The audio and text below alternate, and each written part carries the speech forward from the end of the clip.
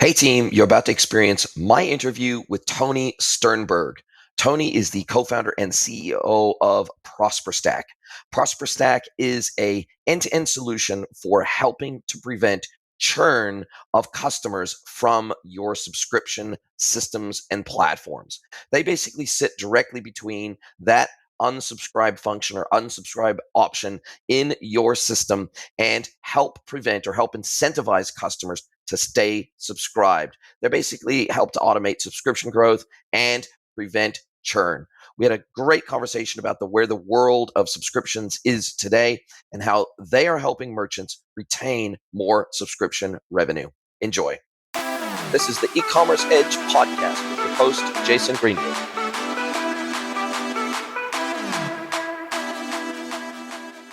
Hello, everybody, and welcome to another episode of the podcast. It is my pleasure to welcome Tony Sternberg from Prosperstack to the pod. Welcome, Tony. Hey, Jason. Thanks for having me on. Mate, it is so good to have you along for the ride today. And how excited are you to get out of winter there in Minneapolis, Minnesota? Yeah, we've had one of those weird years where last year was the record-setting snowfall. This year, we've actually been quite warm. Although now we're supposed to get like a late winter. This week, we're getting like 6 to 8 inches of snow. We're getting there. We're almost through it. Yeah, if you choose to live where you live, you better get used to snow. Otherwise, you're probably not going to like life very much. Do you have snowmobiles? Are you into snowmobiling or skiing or snowboarding or anything like that? Yeah, I'm into outdoors. Typical Minnesotan hockey. So ice skating, snowmobiling, four-wheeling, that kind of stuff. So yeah, we tolerate our winters, but we love our summers up here. Yeah, and from my understanding, I've never been to Minneapolis, but from my understanding, that 3 months of the year is pretty beautiful. We do have really nice summers up here, definitely. Amazing. And how did you come to be in the space? Before we dig into the details, the nitty-gritty of what Prosperstack is and does, how the heck did you become embroiled and entangled and ensnared in this e-commerce space? Because if I look across your background, I wouldn't automatically think you're going to get involved in this space. Yeah, I think that's a fair assessment. My entire, I would say, first decade of my career was really in just pure SaaS, and it wasn't really focusing on the e-commerce market. It was really more in B2B SaaS. And in launching Prosperstack, I was setting out to serve the SaaS market once again, but it turns out that our ICP very much behaves like a consumer, and in fact can be a consumer, is a consumer. It really helped us cross over as a natural maturation of the product and learning more about e-commerce technologies and having e-commerce companies come to us and say, hey, we want a solution like this. How can we adapt it to our needs? And that's really what led us into this market. And were you scratching an itch? Because, and again, we'll get into the detail in a moment, but Prosperstack is really almost an adjunct or almost an extension or an enhancement of other SaaS technologies in the e-commerce subscription space.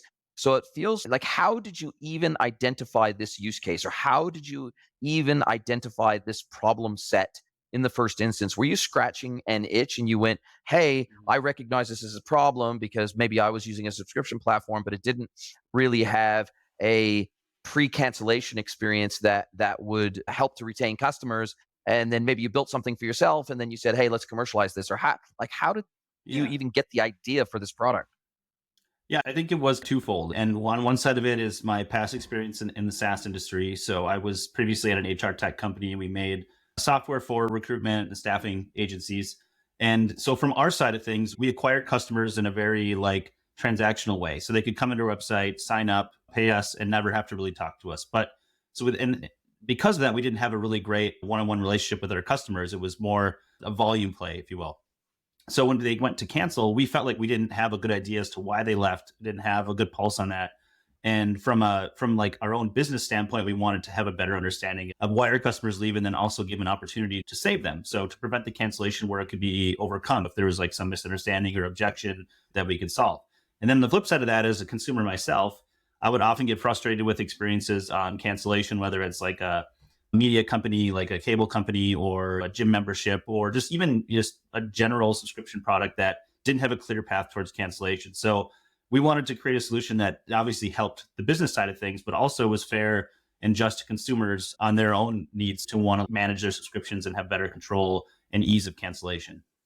And were you at all thinking, if I go into this space, I'm recognizing a gap, I'm seeing a gap. I think this UX is terrible and could be 1,000% better. So I'm going to make it 1,000% better. Was there ever a concern or a consideration? Hey, what happens if the platforms that we're helping solve this for decide to try to replace us by effectively incorporating our UX into their platform, their product? What happens if they do that? Then is there a reason for us to exist anymore? Were you thinking, geez, they could cannibalize our business if they so desired by trying to improve their own UX and their own platform instead of using us as a stopgap measure, if you will, to fix what is admittedly sometimes a really bad user experience from a cancellation perspective? Yeah. I think some minimal threat of that, and I think the customers that we tend to serve best they're pretty high volume subscription businesses. So even half to 1 to 2 percentage points of improvement in retention can mean a lot of money for their bottom line.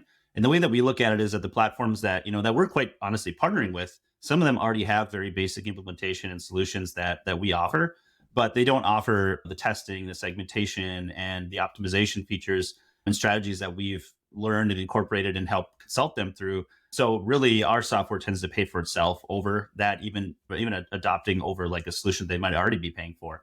Yeah, I think for certain customers that probably works great. And then when you get to a certain point, I think you need something more. And then that's where we come in.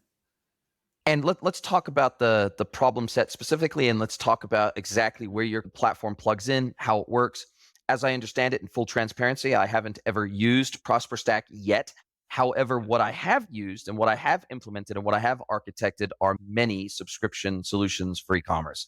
And there's quite a few of them out there. There's Bold, there's Recharge, there's a whole bunch out there that are pretty well known, ChargeBee, etc.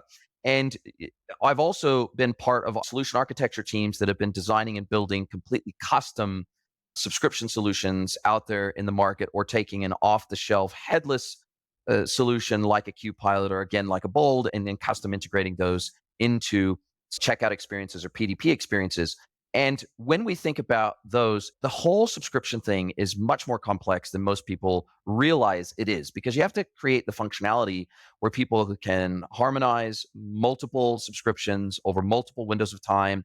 You have to give them on an individual purchase basis the ability to, say, for example, set weekly, monthly, 2 weekly fulfillment based on a number of days or weeks or months. You have to be able to set up pause, resume, cancel, all these things, right? There's a lot to this whole subscription thing. Then you have to have the payments, and you have to tokenize the payment methods, and you have to be able to rebuild them. And there's a lot to it. And the reality is most people, when they're using a really good subscription solution on their favorite e-commerce website, I don't think they're fully aware of just how hard it is to build that solution in a way that is super user-friendly and easy on the front end, but all the complexity is obfuscated away in the back end. But then we have this challenge where, yes, merchants love selling subscriptions because it's predictable revenue, it's predictable sourcing and supply chain. They can forecast better, they can plan better, they can offer better discounts, they can aggregate orders, they can do all sorts of things that make them more efficient as a business, and therefore they can increase their conversion rate because it's a guaranteed conversion. They can make sure that customers are getting, instead of having to remember to purchase and maybe running out of something, they can set it up to where the customer never runs out. So there's so many benefits to this. But the one downside is, once your business starts to rely on subscriptions, or maybe you're a subscription only business like a BarkBox, or you're some kind of business that's subscription only, like maybe you're a pet food company, and so the only thing you offer is subscriptions. You don't offer one-off sales.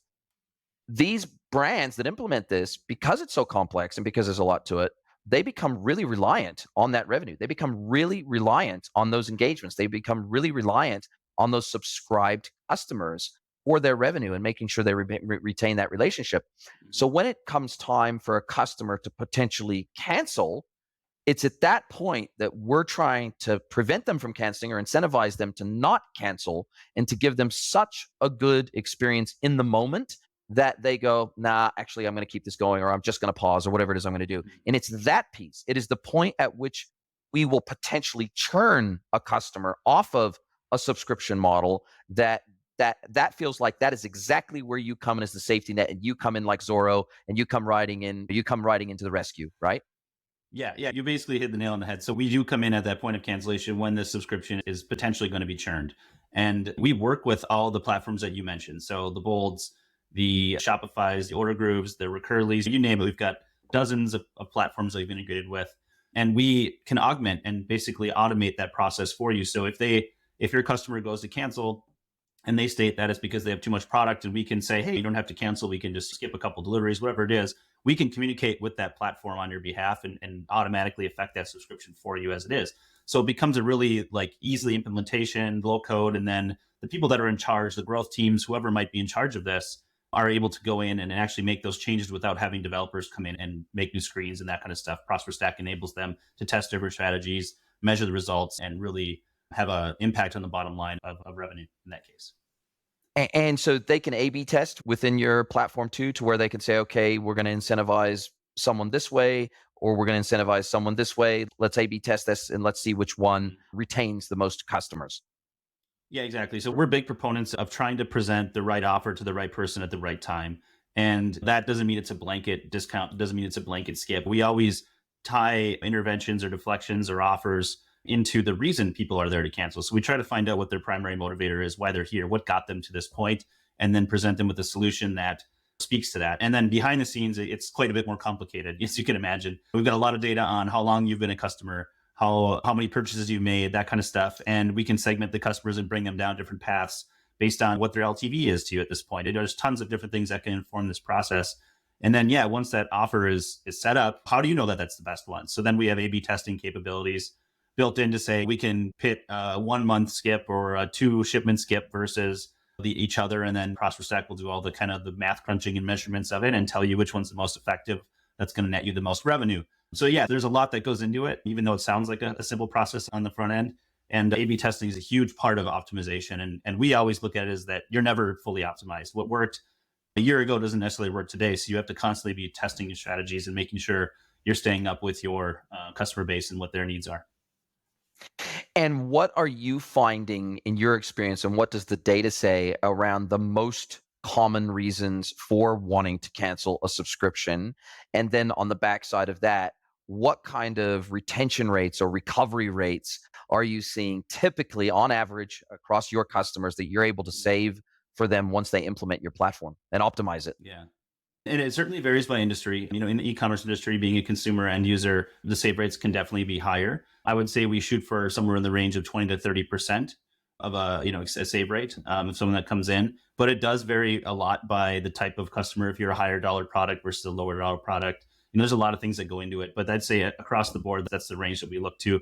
We have some customers that might be more in the 7-8% range that for them is a huge success.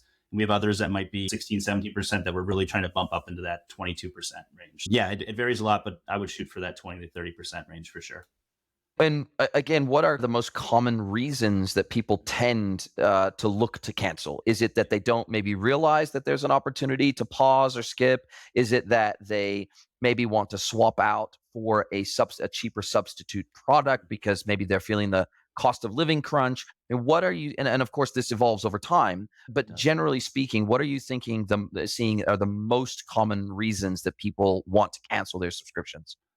Yeah. People cite price as the number one motivator to want to cancel pretty much across the board. And that does vary from time to time. But right now, that's what we're seeing the most of. And I think you alluded to it, but people don't understand or realize that there are alternatives at that point. Because you might say, oh, I've got too much of this product. I don't need any more right now. I'm going to go ahead and cancel, and you gloss over. There might be a skip button there. There might not be. But when you come into cancellation, you cite that I can't afford it right now, or I have too much product. Then we can come in and say, hey, how about skipping this next couple, or then we could say, how about a coupon, a discount for your next few orders, something like that. We'll still retain them as a customer and eventually work them back towards getting to that like full price again, because we always it's always a sliding scale of the customer realizing the value of your product. And at one point in time, they were happy to pay full price for it. So something changed in their circumstance, and it could be temporary, it could be permanent. But I think your willingness to work with them shows that you sympathize with their situation. And if you offer them an alternative that works for them for that point in time, they're much more likely to stay with you. And then if things improve on their own regard, whether it's an economic hardship or just the fact that they don't need it at this moment and you just can resume it later on, it speaks a lot to your willingness to work with them. And I think you'll win customers longer term that way. And for those that want to carry on with the cancellation, I'm guessing that your platform also offers a very valuable feedback collection tool that provides a whole lot more insights, data, and maybe some ways in which they can improve their offering. Maybe they can improve their website, maybe they can improve the UX, whatever it might be. Maybe they can improve their pricing. It feels like you, even if someone continues on with a cancellation, you are a vector of collection for a lot more data than what the typical e-commerce brand would receive when somebody just says, cancel, I'm out. Yeah, we definitely collect a lot of really interesting analytics. We do language processing over open-ended feedback that we get, so we can tell you if your customers are like favorable towards your brand or negative towards your brand at that point in cancellation, and then correlate that to if they did cancel or didn't, or accepted an offer or didn't. So there's a lot of really interesting data you can drill into, and then of course you can break that all out by segment, by product. There's tons of ways to slice and dice the data. We hear a lot of times from customers that I think I know why my customers cancel, but we don't really have a place to really view that or prove it. So when they go to their board or they go to their leadership and they're like, we need to do this because our customers want this, they're like, where's that data that's showing you that? So I remember in one case, one of our customers basically said, with the data that we were able to collect from Prosperstack, we found out that pricing was our problem, and we were able to make a presentation and case internally that justified the price changes that we wanted to make as a team to our leadership and to our management, and they were super appreciative of that. So that sentiment analysis goes a long way. And how do you deal with the same kind of thing that we saw evolve in the abandoned cart email flow, where customers started to get wise to this standard trend, and they said, look, I'm going to abandon every single cart because I know that within 15 minutes of me abandoning my cart, I'm going to get a 15% discount coupon in my email. And so we're almost training customers to do the bad behavior, which we then incentivize the right behavior through a discount or whatever it might be. So do you create a randomness component of this to where a certain subset will get incentivized, a certain subset won't, so that we don't want to become predictable as a brand, right? We don't want to be able to be gamed as a brand, because we're trying to retain customers, we're trying to retain conversions, we're trying to retain revenue, and ultimately what we're trying to do is we're trying to create super high LTV is what we're trying to do. And anything that works against us in that way, because we become predictable to our customers and we're seen as a soft target, that can have really disastrous consequences. So how do you guys deal with that in the context of incentivization to not churn? Hey team, I have a big favor to ask you. Please pause this episode and send the link of this episode to someone you know that you think would enjoy this content. Really appreciate you spreading the word. This is how we grow. We're not a Joe Rogan. We don't have big, massive advertising budgets, but we absolutely want to grow. We want to get the learnings from all of these episodes out to as wide of an audience as possible, and we need your help to do it. Thank you, and now back to your listening. Yeah, and that comes up a lot, especially when we're going through like the sales process or just discovery and learning more about each other's needs. And people are saying, how are we going to ensure that this doesn't get out online, or someone's not going to game us and continually do this? So it's a very valid concern. And hey, guilty party here. When I go buy things online, like I try that stuff too, right? I'll add some to my cart, or I'll look for that like first order promo, and you know that you're going to get something if you didn't buy it. But yeah, so in Prosperstack, we do have measures built in to do that. Number one is by default, if a subscriber does take an offer, they won't receive one the next time that they come in and cancel, because we don't want to set up a situation where they think they can just repeatedly do that and get the same one. We also have ways where you can bring, let's say that you and I, Tony and Jason, are identical customers. We go through the cancellation flow and we say the same feedback. We say we have too much product and do this. The company itself can set up randomization even within that path that says 80% of the people are going to get this offer and 20% are going to get nothing. So there is a randomization component to that that's fully controllable by the user. And I would say that only once you get into a really high scale is maybe where you have to worry about that. I think everyone has just a inherent worry that maybe their community will find out about this, but we have pretty large brands that are monitoring Reddit and things like that. We've never really had it come back to us where something came out about how to go down a path and get a certain discount. But yes, we have thought about that, and there are ways to mitigate that threat, I would say. And there's potentially an argument to be made, even in a scenario where, sure, maybe on the fringe, there's an element of gamification that customers could employ if they want to really take the time and the effort and sign up under multiple email addresses and blah, blah, blah. They could probably figure out ways to game the system if they really want to work that hard at it. But I guess that also begs the question, is it a case of you needing to work on pricing? Is it a case of needing to work on your value prop? Is it a case of needing to make sure that the customer journey that you're creating as part of your normal workflow is so good and the value prop is so high that they go, this is such a good value that it's not worth my time to try to game this further. And so I guess it's potentially, even if a brand thinks they're being gamed, maybe that's just a wake up call that they probably need to look at some other areas of their business model or their customer journey. Yeah, I think if you start focusing on like ways to, you know, to that you're trying too hard to prevent cancellations, or even within that process, you're trying to make sure that too many people this isn't known, or that too many people are getting an offer. I think you're focusing on the wrong things, right? You're focusing on maybe not what the solution should be. And there's really well-known brands out there. I think that everyone knows, like, if you go to cancel like a LinkedIn, you can, or like a premium membership, you're going to get some kind of offer. And obviously LinkedIn knows what they're doing. They know that everyone knows that, and they still do it. So they find that, yeah, that the benefit of that is still outweighing the negative. And yeah, they're not going to over try too much to make sure not everyone can get that offer. I think, yeah, that's a fair way to put it.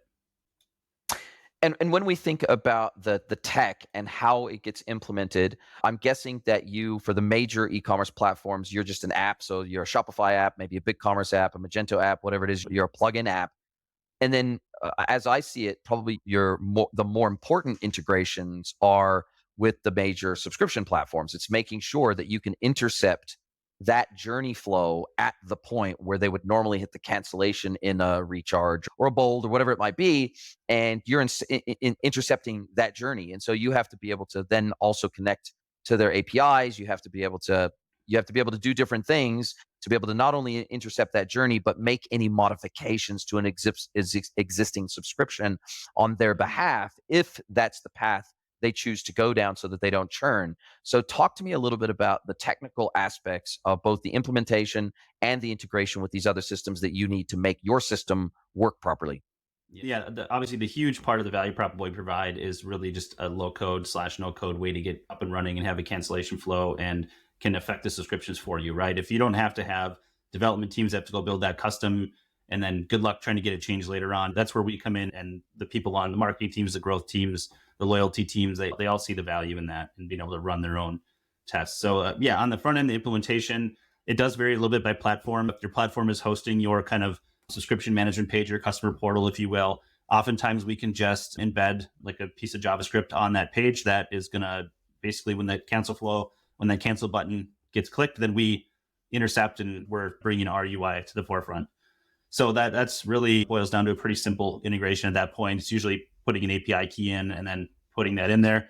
But we also want to get informed with as much data about the customer on the front end as we can, because then we can segment them and even inform what kind of offers they get based on, maybe, like I alluded to in the past or previously, was like maybe like purchase history or length of customer, LTV, stuff like that.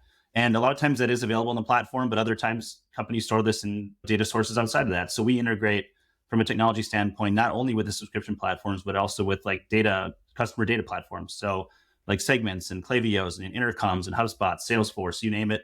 We do syncing from them to them so that customers can bring as much data into that process and make as much of an informed decision on whether or not we want to offer or change this person's subscription as possible. And that being said, I always recommend we start really simple, right? We try to just take the bare minimum of data, put it in, and just get something out there, because something's better than nothing. And then once you start seeing results come in, that's where you want to optimize. You start noticing like, oh, this person's been a customer forever, and maybe we didn't have to give them the same offer as someone who was just a customer for 1 week. And then we can start splitting them out and trying different scenarios after that. But yeah.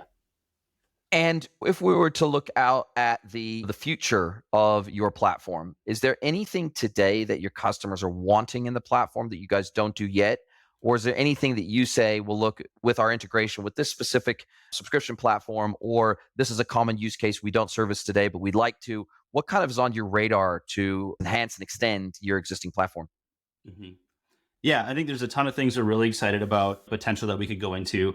And I think one area that we're diving into now is, like a lot of companies, is how can we apply AI machine learning to our solution and do it in an effective way. And believe me, I'm not one of those people that just wants to say we have AI just for the sake of having AI. I think a lot of people do that. It frustrates me as a user of those softwares, and I want to make sure we don't fall down the same path. But we constantly get asked for, what is the best way I can optimize my retention strategy? And a lot of the value we bring to customers is a more of a consultative value, because we have a lot of data about what's working and what's not for other brands too, and they want to know that. And we can get people to a point of optimization much quicker. So one thing that we're looking to in the next quarter to two, and 1 to 2 quarters, is bringing in some more like automatic optimization experiences and using things like AI to generate copy and testing different copy against itself so that we can figure out what the consumer is more likely to respond to, and then taking it a step further and automating the testing of different, maybe it's a discount level, and we're going to try to find out what's the most effective for you if we want to start at 30% off, 40% off, 50% off.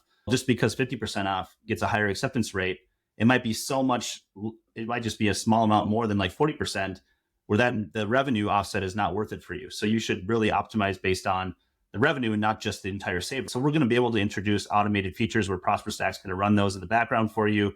And really, at that point, what's really great is it really becomes a member of your retention, your loyalty team. And it's already like that. And it really would be another step in that direction of just becoming someone that's working for you constantly behind the scenes, so you don't have to babysit it all the time. Yeah, I guess it's this concept of, okay, we've got these playbooks that we know work really well, and these are some generic playbooks that we know are going to work for 75% of use cases, but it's that extra 25% of optimization that can move the needle substantially, both in terms of retention of the customer, but also revenue retention. And I think that's really key as well, is not just retaining the customer, but how much revenue did we retain in the first 1, 2, 3 orders after we retained the customer, and what does that look like, and what are the changes that they make to their subscription? Do they decrease the frequency? Do they decrease the volume or the unit count? What are the things that they do? And so I think that bringing the data and reporting mechanisms into the auto optimization workflows, this is where we start to get some exponential improvements in overall performance of the app, right? Yeah, absolutely. And like you said, we have a generic playbook where we're going to get you to a pretty good point of optimization first, but your user is unique to you and they're unlike any other company's users. So we need to try different strategies to figure out what is the most optimal point for your users and your company, to make sure that you have the best retention experience possible. And that's what we aim to do, is really help each company arrive to that point of optimization. And it allows you to personalize the offer down to the individual customer as well. Instead of saying, this is our standard default rule set and it applies to everybody, it's no, actually, we want to treat each one of these customers as a cohort of one. And we want to optimize and improve the likelihood that we're going to be able to retain this individual person and retain as much revenue associated with this person as possible. And so it allows you to personalize at scale in ways that you wouldn't be able to do without AI, right? It connects dots in ways you wouldn't be able to as a human. Yeah, it absolutely does. And the way that we prompt it, we've tried a lot of different stuff. It's really interesting on what seems to get the best results, but you want to inform it as much about not only the company, but the type of user that's going to be seeing this offer as possible. And it's pretty amazing that what they come up with, or what the AI can come up with. And yeah, like you said, it makes incremental jumps in retention. And then you start piling those up over dozens and dozens of A/B tests pitted against each other. You might end up with a pretty substantial amount of recaptured revenue in the long term. Love it. And how do you guys make your money on your SaaS platform? How do you charge for your service? Is it a percentage of the revenue that you save? Is it a flat monthly fee? Is it tiered? How do you make your money? Yeah, so obviously, like a SaaS company, B2B SaaS company, it's all subscription based, and the way that we do it currently is based on session volume. So we call a session is basically someone loading a cancellation flow, and typically that's 1-to-1 to how many cancellations you have. There's a little bit of overhead there, but yeah, that's how we're charging, and it becomes a flat, predictable price. And we found that our customers prefer more of a predictable revenue model versus the unknown of revenue sharing. And I think it's a really interesting spot to be in. And I think there's very few solution providers that can actually play in that space. The subscription management companies obviously do, the people that are processing credit cards do, but it's a tough area to get into. Although I do think there's certainly potential for that, and an argument to be said that, hey, you could potentially plug in Prosperstack for free and not have to pay us until we're actually recapturing revenue for you. But yeah, for the time being, we do have a flat fee, and we have different tiers of service. If you're a company that's really just up and getting going, and you maybe have a couple hundred cancellations a month, 50 cancellations a month, we work with brands all over the place. The feature set that you need and how much A/B testing you need and segmentation you need is going to vary quite a bit from someone who's processing tens of thousands of cancellations a month. So we have different tiers that kind of step up features and price as your needs might change as you get more and more volume of cancellations. Yeah, and you've got the Grow, $200 a month, Prosper, $750 a month for 500 plus sessions per month, and then Enterprise obviously is above that. So it's slightly unclear to me what the difference between Prosper and Enterprise is, because it just says Prosper just says 500 plus sessions a month. So is there a cap at the Prosper tier, which is that middle fat tier? Is there a cap on that before now we tip over into the enterprise space? Yeah, I don't think there's not much of a hard cap on it in terms of like how many sessions there are, but the reality is once people are in the tens of thousands of sessions per month, their needs are generally going to be enterprise. They're getting into more things like they want SLAs, or they need a certain kind of security reviews, SSO, things like that, that are maybe a little bit more not as core to the product, but more core to the service and the experience of working with us. And the reality is, as a B2B software company, providing those kind of things is a costly measure, and not everyone wants to pay for it, but for the companies that do need it, they are certainly willing to. And we have to charge enough to cover our costs on that, on providing those services too. So yeah, and then there's a few more advanced features that are in the enterprise version 2, things like multi-language, some of the things that we talked about earlier, making sure that people are getting like a variance of offers and not everyone's getting the same exact experience. So some of that is on the higher end too. And that really is only necessary when you have a lot of volume. So that's why it's gated that way. Makes complete sense. And I'm guessing that 98, 99% of your merchant partners or merchant clients are B2C or D2C merchants. I'm guessing that not many are B2B today. But I tell you, this whole thing of, we don't call it subscriptions usually in the B2B e-commerce world. We call it like an auto ship function. QPilot works very heavily in the B2B space in particular. There's a couple of other subscription platforms that work very heavily with the B2B space, but it feels like you guys are very targeted at B2C and D2C, at least as of now. Yeah. Yeah, that's fair. That's fair to say. Yes. And do you see, because the growth in B2B e-commerce has just been so astronomical over, particularly during COVID and beyond, and the forecast growth rate is just insane over the next 7-8 years. Is this something, because the B2B world has quite unique needs when it comes to the way subscriptions operate in the B2B world? Is this something that you guys are looking at, any additional tweaks to your functionality that might work best in the B2B world? Yeah, I think it's a bit unknown. We do serve several markets. We are in the e-commerce market. We are in the SaaS market. We are in the digital media market as well. And I think any core like key changes will, just like a lot of things we do, quite honestly, are driven by our customers, what we're hearing, what the pulse is. If we're getting people coming to our website that we're not providing solutions for now, but we get enough demand for it, that's where we start considering things. And the way that we look at it is we want to stay across all the different industries we work with. We really do stay true to who our ICP is. And we don't want to like get too far out of that. There's a lot we can do in the space we're in, and we don't want to lose sight of that by becoming too generic. It's high volume subscription businesses that charge moderate price points and need automation to touch their customers, because they have too many customers and they don't make thousands of dollars per customer. So they're not able to justify the human capital costs of having those one-to-one relationships. And that's really the space that we'll play in. If B2B is evolving more into that, then that's probably something we can help with. But I think we're trying to be very cognizant of just staying true to our ICP for now. Love it. Love it. Niching down is a superpower. You can't be all things to all people, so why even try, right? So if you're servicing your ICP at a high level, then man, that's going to serve you well, especially if you go deep instead of wide. That's always a useful thing to do, especially as a SaaS platform vendor. Now, if people want to get a hold of you and they want to learn more, I'll drop your LinkedIn profile and the Prosperstack URL into the show notes. But other than that, how do you like people to get a hold of you? Should people just do the trial, like if they run Shopify, you plug it in using the Shopify App Store, or how's the best way for them to get their fingers into the Prosperstack pie?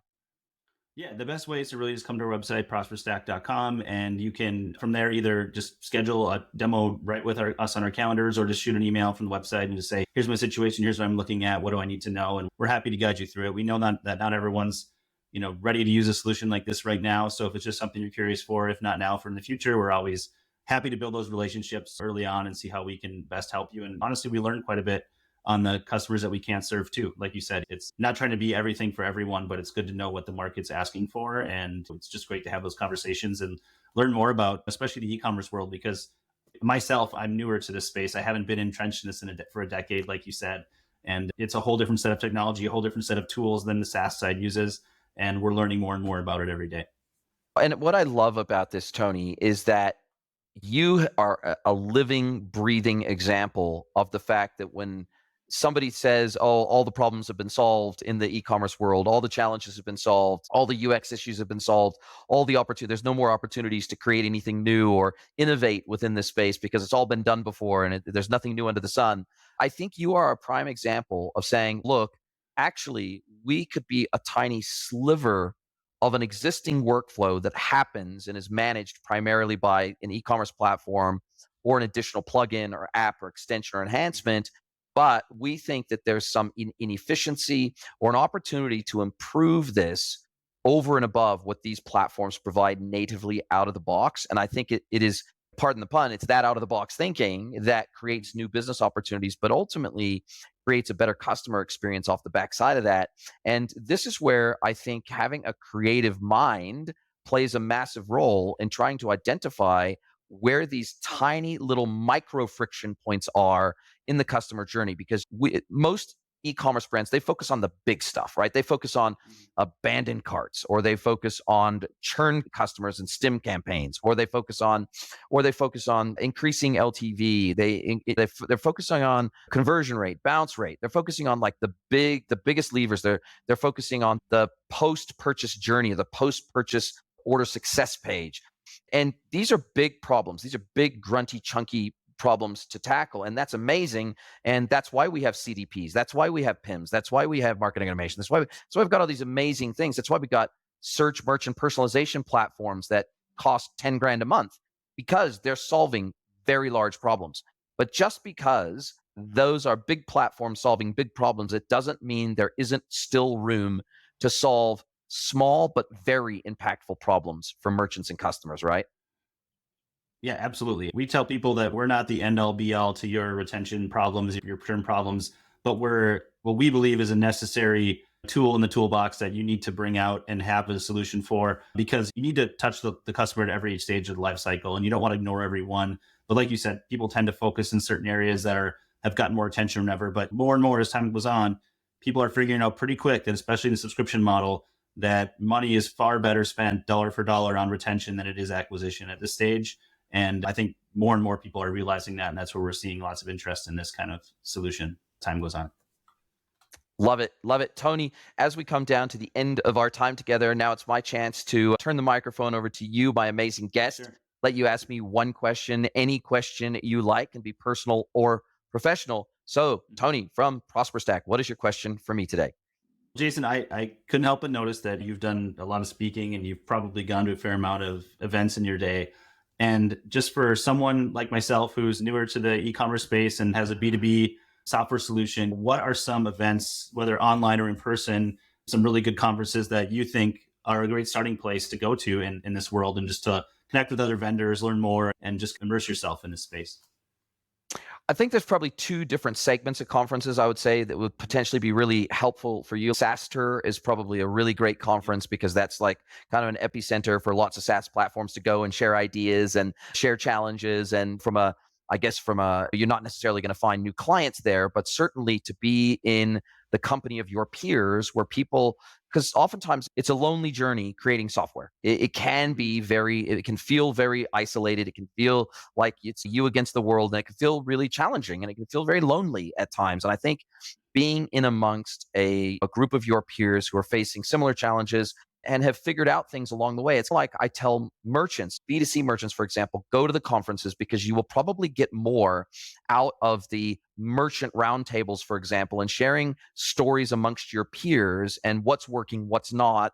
You're probably going to learn more than than anybody that's pontificating from the stage. And I would say it's the same for you. If you're in a community of your peers, then you're going to probably learn more from them and the experiences that they're going through than you could through some software architect somewhere. That's the reality. Sure. And the second thing I think is any of the e-com focused or digitally focused retail conferences, the NRFs, the Shop Talks. You're obviously not at Shop Talk because you're not in Vegas right now. But I think yeah, it's happening right now. So I think Shop Talk and NRF's big show. I think any of the digital conferences that are focused heavily on e-commerce and digital retail and retail tech, because really you're a retail, I consider you almost a retail tech platform as well. I think that any of those conferences where you're going to be able to get exposed, and you don't necessarily need to have a booth there. You don't necessarily need to spend that 25 or 30 grand on a freaking booth for 3 days. But just paying as a delegate, being able to pay as a delegate to go and listen to people talking about what they're doing, where they're winning, where they're not, potentially having some dialogues with some merchants while you're there, understanding their pain points better, and talking to them, and learning from them. And it's the opportunity to network.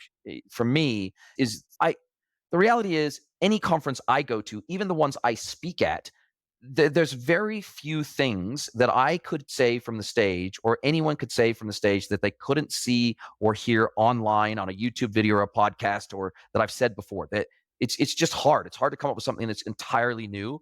But what is almost impossible to replicate is that those networking opportunities, to have those quiet, intimate conversations with people over a drink or a bite to eat, that you just can't replicate that online. And that's where the gold dust often is. So that would be my recommendation.